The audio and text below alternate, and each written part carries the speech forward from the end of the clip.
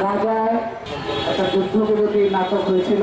সেই নাটক হওয়া সত্ত্বেও সবাই এটা ভেবে স্বস্তির পাওয়ার চেষ্টা করছিলেন যে হয়তো এই বর্বরতা নৃশংসতার একটা সমাধানের দিকে যাচ্ছে।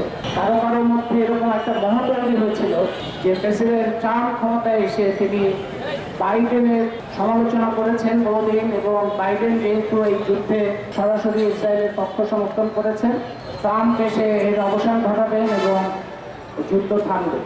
কারো কারো ধারণা হয়েছিল যে ট্রাম্প যেহেতু রাশিয়া ইউক্রেন যুদ্ধ বন্ধ করার কথা বলছেন, সুতরাং নিশ্চয়ই প্যালেস্টাইনের ক্ষেত্রেও তার একই রকম ভূমিকা থাকে। কিন্তু আমরা দেখলাম যে যুদ্ধবিরতি কাগজে পত্রে আছে এবং সেটার উপরে ভরসা করে গাজার অনেক মানুষ, নারী, শিশু, তারা যারা অন্য জায়গায় চলে গিয়েছিলেন তারা আবার ফেরত এসেছেন।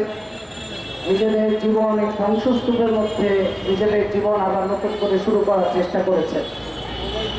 সেই অবস্থায় সম্পূর্ণ অপ্রস্তুত অবস্থায় মানুষ যখন নিজেদের জীবন রক্ষা করার কিংবা স্বজনদের মৃতদেহের উপর দাঁড়িয়ে আবার নতুন করে জীবন খোঁজার চেষ্টা করছেন, সেই সময় আমরা দেখলাম ট্রাম্পের সাথে নেতানিয়াহু পরিষ্কার আলাপ আলোচনা করে সম্মতির ভিত্তিতে একটা বড় পরিকল্পনার অংশ হিসেবে ইসরায়েল আবার বর্বর হামলা শুরু করেছে। ইতিমধ্যে সহস্র মানুষ, এই সংখ্যাগুলো একটা অদ্ভুত সংখ্যা। আমরা সংখ্যাগুলো দেখি যে পেছনে কত মানুষ, কত পরিবার, কত শিশু, কত নারী, তাদের যে জীবনের ভয়ঙ্কর একটা পরিণতি তৈরি হয়, পুরো অঞ্চলটা কীভাবে ধ্বংসস্তূপে পরিণত হয় সেটা চিন্তা করাও কঠিন। সেই থেকেই পর্বটা আবার তারা শুরু করেছে। আসলে ট্রাম্প মার্কিন সাম্রাজ্যবাদের সর্বশেষ যাকে পরিষ্কারভাবে আত্মস্বীকৃত দুর্বৃত্ত হিসেবে ভূমিকা পালন করছে। আপনারা জানেন ইসরায়েলের ক্ষমতা ছিল না সারা পৃথিবীর সকল আইন ভঙ্গ করে, জাতিসংঘের সকল সিদ্ধান্ত উপেক্ষা করে, এমনকি নিরাপত্তা পরিষদের সিদ্ধান্ত উপেক্ষা করে একের পর এক বর্বরতা চালানো। তার পক্ষে এটা সম্ভব হয়েছে মার্কিন সাম্রাজ্যবাদের প্রত্যক্ষ সমর্থনের কারণে, প্রত্যক্ষ পৃষ্ঠপোষকতার কারণে, এবং মার্কিন সাম্রাজ্যবাদের নিজের এখানে কৌশলগত স্বার্থের কারণে।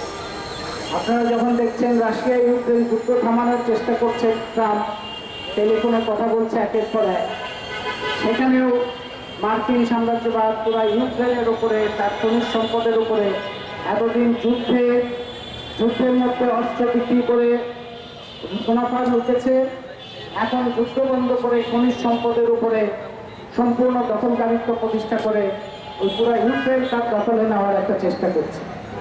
আর এইখানে যুদ্ধ চালাচ্ছে পুরো গাজা অঞ্চলে মার্কিন সাম্রাজ্যবাদের নিজের বসতি তৈরি করা, তার মুনাফার সন্ধানে এবং পুরো আধিপত্যটাকে আরও নিশ্চিত করা। তার মানে সাম্রাজ্যবাদ যখন, মার্কিন সাম্রাজ্যবাদকে যদি আমরা বুঝি, যখন সে শান্তির কথা বলে সেটাও যুদ্ধ, আর যখন যুদ্ধের কথা বলে তখন তো যুদ্ধ।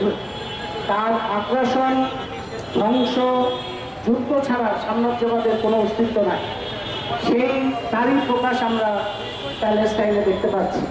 প্যালেস্টাইনের মানুষ লড়াই করছেন এবং সেই লড়াইয়ের সাথে সংহতি জানাচ্ছেন সারা বিশ্বের মানুষ।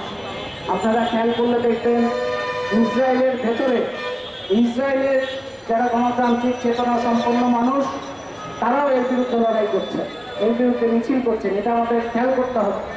আমরা দেখছি নিউ ইয়র্কে, আপনারা কয়েকদিন আগে দেখেছেন যে একজন ছাত্রকে, কলম্বিয়া বিশ্ববিদ্যালয়ের প্রাক্তন ছাত্র, প্যালেস্টাইনের পক্ষে কাজ করেছেন বলে তাকে দেশ থেকে বের করে দেওয়ার জন্য ট্রাম্প চেষ্টা করছে। তার বিরুদ্ধে ওই ছাত্রের পাশে এসে দাঁড়িয়েছে তার সহপাঠীরা, এবং তাদের মধ্যে একটা বড় অংশ আছে ইহুদি।